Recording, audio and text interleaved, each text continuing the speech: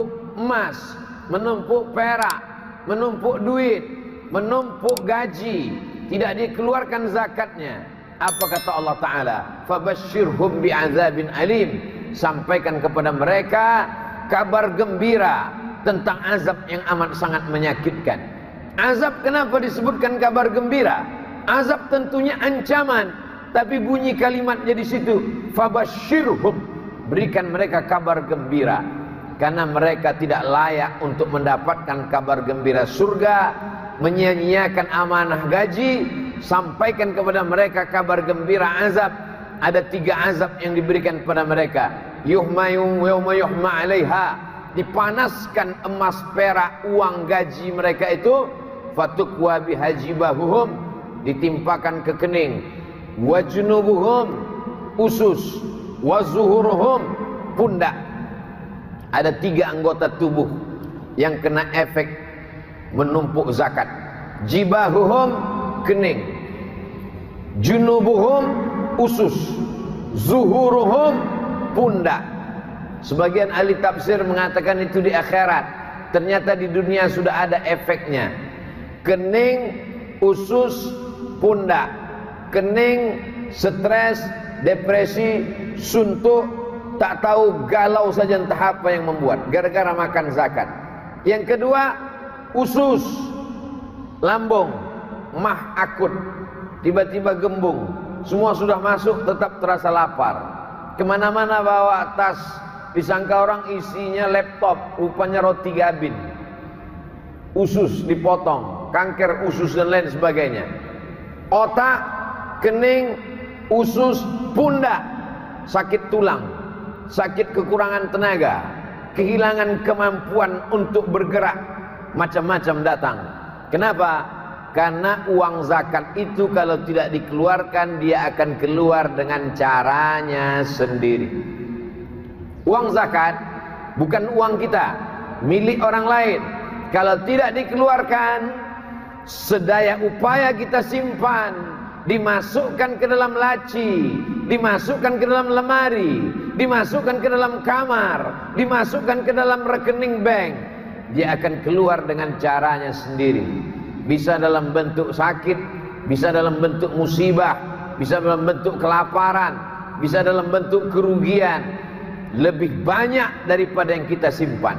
Yang tidak percaya, tes, coba sendiri, kita lihat tahun depan. Tapi insya Allah rasa-rasanya dengan dibayarkannya ke Basnas selamat. Tapi ini baru ASN. Bagaimana dengan perusahaan-perusahaan? Bagaimana dengan bisnismen? Bagaimana dengan usahawan? Bagaimana dengan investor-investor? Belum bisa diikat oleh ikatan yang ketat sebagaimana ikatan untuk ASN. Tapi insya Allah kesadaran, kita cerdaskan umat melalui ceramah tausiah. Umat ini diselamatkan melalui 2 jalur. Jalur atas dengan aturan, dengan undang-undang, dengan perda, perbub, perwaku. Dari bawah melalui khutbah. Tapi melalui khutbah umat tidak bisa dicerahkan. Kenapa? Khutbah Idul Fitri tak jadi terlaksana karena Covid. Di beberapa daerah solat Jumat pun tidak terlaksana. Dulu ada pengajian, sekarang pengajian tertutup. Tadi Pak Bupati mengatakan Ustaz Abdul Somad di masjid kita tidak bisa ramai. Memang sudah begitu di beberapa daerah. Kenapa? Karena protokol kesehatan. Saya menduga ini sudah ramai sekali. Karena di beberapa daerah memang kita perwakilan-perwakilan saja. Semuanya online. Mudah-mudahan nanti kita masuk surganya tidak online. Saudaraku yang dimuliakan Allah Subhanahu wa ta'ala. Azab yang ketiga bagi orang yang tidak mau berzakat. Dia angkat tangannya ke langit berdoa, ya Rab. Rajulun, ada seseorang, as'as, rambutnya kusut, akhbar, berdebu. Kenapa rambutnya kusut? Karena dia tidak mandi. Kenapa rambutnya berdebu? Karena dia takut menyisir. Kenapa tidak dia sisir? Karena kalau dia sisir rambutnya gugur, dia bayar dam. Dia sedang ihram, dia sedang umrah, dia sedang pakai pakaian ihram, tawaf dan sa'i. Dia tidak mandi, takut menyisir rambutnya, karena kalau gugur bulu dari badannya, dia akan kena denda. Di tempat yang suci, dalam ibadah yang suci, diangkat tangannya berdoa ke langit, ya Rab, ya Rab, doanya tak dikabulkan Allah. Apa sebab doa tak dikabulkan Allah? Padahal berada di tanah suci, dalam ibadah yang suci, di samping Ka'bah, dekat dengan tempat suci. Mengapa doanya tak dikabulkan Allah? Ada 4 sebab. Mat'amuhu haram, makanannya haram. Masrabuhu haram, minumannya haram. Malbasuhu haram, pakaiannya haram. Wa ghudhiya bil haram, diberikan makanan haram. Saya tidak pernah korupsi, saya tidak nepotisme, saya tidak melakukan pungli. Kapan saya makan haram? Akibat tadi tidak membayar zakat. Alhamdulillah, yang sudah membayar zakat bersyukur kepada Allah. Yang belum membayar zakat, segera kartu bisa diurus. Tapi tentu kartunya tidak sebesar kartu Pak Bupati dan Wakil Bupati tadi. Itu kartu secara simbolis untuk menunjukkan kepada masyarakat bahwa kita taat pajak dan juga taat zakat. Apa beda pajak dengan zakat, Pak Ustadz? Pajak dipungut oleh negara, dibayarkan kepada seluruh warga negara, tidak melihat agamanya. Selama dia warga negara Kesatuan Republik Indonesia, dia bisa menikmati pajak. Tapi zakat tidak demikian. Zakat hanya dinikmati oleh 6, 7, 8. Siapa dia? Innamas shadaqatu lil fuqara wal masakin ilina 'alaiha wal mu'allafati qulubuhum wa fir riqab wal gharimin wa fi sabilillah wa ibnis sabil. Yang ketujuh, fi sabilillah.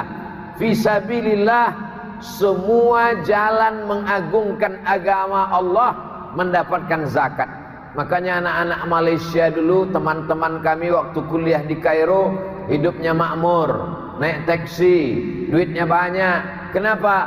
Karena mendapatkan zakat dari kerajaan Selangor, dari Kelantan, dari Kedah, dari berbagai macam tempat mereka di Malaysia. Alhamdulillah, saya mendapat video, 3 kiriman video dari adik-adik kelas saya di Kairo. Ternyata mereka juga mendapatkan beasiswa dari Pemda Kabupaten Penajam Pasir Utara. Ini jangan-jangan Ustadz ini menggada-gada. Ada, masih ada, saya simpan videonya. Paket pula habis.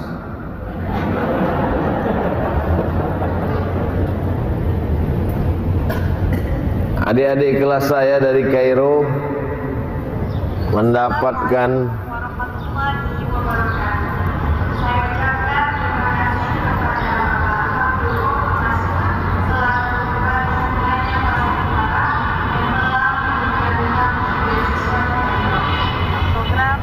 kami mendapatkan beasiswa. Nanti saya share ke grup-grup bapak-bapak, ibu-ibu. Mereka sedang belajar di Kairo. Saya ketika mendapat video ini sakit hati saya.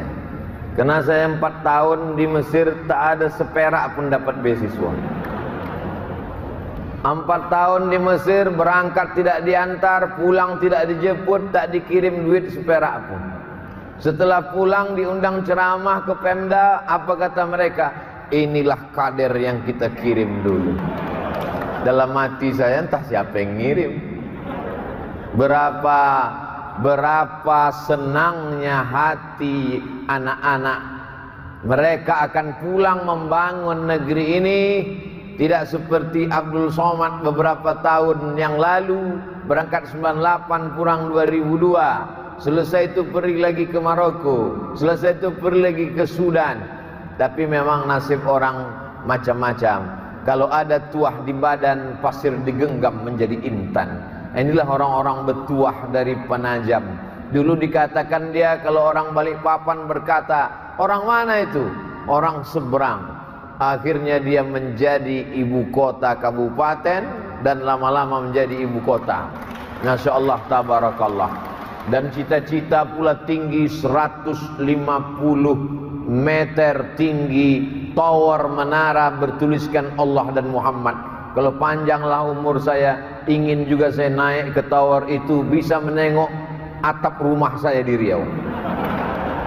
Saudara yang dimuliakan Allah Subhanahu wa taala, orang yang tidak pernah punya mimpi maka dia tidak akan pernah punya mimpi menjadi kenyataan. Semua mesti berawal dari mimpi-mimpi, keinginan-keinginan. Semua orang akan mencemeh, akan mengejek, akan mengolok. Apa itu? Tapi nanti kalau sudah terwujud, berdirilah menara 150 meter, semua akan berkata, tahu kamu di mana menara itu? Oh ya, dari Penajam Pasir Utara. Ustaz Abdul Somad pernah naik ke sana? Hampir nyaris. Saudara yang dimuliakan Allah Subhanahu wa taala, ini baru satu aspek zakat. Saya tidak bercerita tentang sholat berjamaah, karena sholat berjamaah sekarang orang ketakutan, takut COVID dan lain sebagainya. Insya Allah kita ikuti protokol kesehatan, jaga jarak. Maka di masjid kita yang cantik megah ini kita jaga jarak. Jangan duduk yang sudah ada kali-kalinya ini. Ya, jadi tinggal duduk saja. Sajadahnya sudah bagus, masjidnya cantik, pintunya replika Masjid Nabawi. Siapa yang rindu ke Masjid Nabawi, datang sajalah ke masjid di Pasir. Tengoklah pintunya cantik luar biasa. Menengok ini pintunya mesti dikunci double karena emas banyak sekali di dalam ini. Kalau mau rahmat Allah Ta'ala turun, muliakan rumah Allah, muliakan masjid. Dengan cara apa? Jangan sampai orang melihat masjid, rumah-rumah pejabatnya mewah, malnya tinggi, tapi masjid macam sarang merpati, ditinggalkan. Tapi ketika saya datang kemari, Penajam tidak demikian.